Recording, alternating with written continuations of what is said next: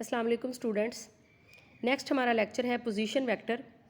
Position vector actually जैसे नाम से ज़ाहिर है पोजीशन वेक्टर, तो ये एक किसी भी पॉइंट की लोकेशन को इंडिकेट करता है with respect to the origin. यानी ओरिजिन से लेके, ओरिजिन का क्या मतलब है? ओरिजिन का मतलब है एक्स भी ज़ीरो और वाई भी ज़ीरो। यानी यहाँ पे अगर कोऑर्डिनेट की फॉर्म में हम लिखें तो ये आएगा ज़ीरो ज़ीरो, ठीक है, ज़ीरो ज़ीरो।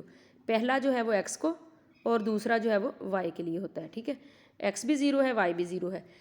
और with respect to the origin कहाँ पे जाके लोकेट करता है, ये एक्चुअली उसकी पोजीशन के बारे में बताता है।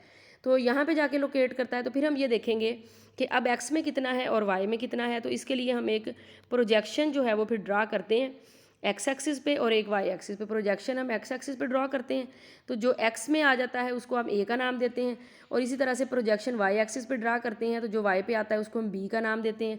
तो इसका जो कोऑर्डिनेट हम फिर लिखते हैं पी, ए और बी। ए का मतलब होता है एक्स वाला कोऑर्डिनेट और बी का मतलब होता है वाई वाला कोऑर्डिनेट, ठीक है।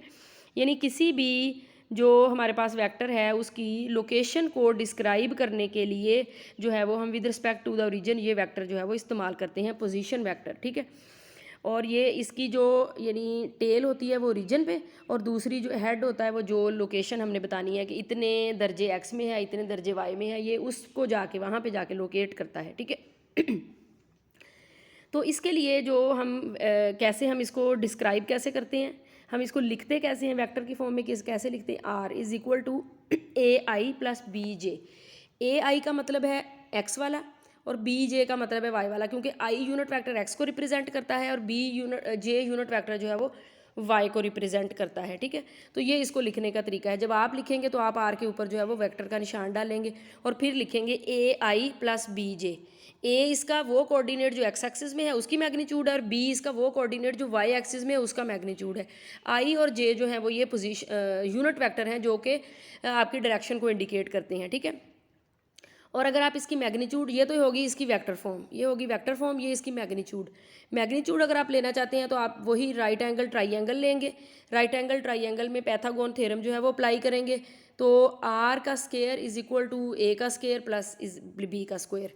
तो यहाँ पे हमारे पास a square plus b square under root जो है वो इसकी वैल्यू आ जाएगी। मैग्नीट्यूड जो है वो हम इसकी निकाल सकते हैं, ठीक है। जैसे कोई भी न्यूमेरिकल आ जाता है, उस न्यूमेरिकल में आपको कहा जाता है कि ये कोई भी वेक्टर दिया जाता है कि इसकी position vector from the origin to this है।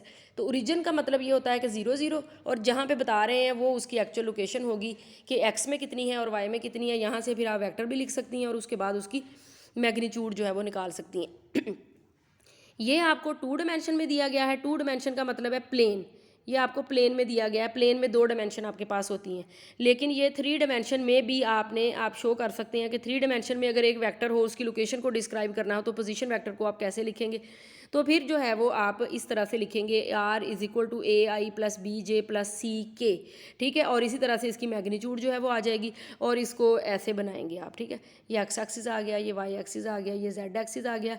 ए वाला पार्ट एक्स में होगा, बी वाला पार्ट वाई में होगा और सी वाला पार्ट जो है वो जेड में होगा। यानी इसमें तीनों कोऑर्डिनेट जो है वो आएंगे, और तीनों कोऑर्डिनेट के लिए जो ए बी सी पैरामीटर्स जो है वो तीन जो है वो पैरामीटर यूज़ होंगे, ठीक है। क्योंकि वेक्टर जो है वो अब हमारा स्पेस में है, पहले प्लेन में था तो दो कोऑर्डिनेट, अब स्पेस में है तो तीन कोऑर्डिनेट, ठीक है।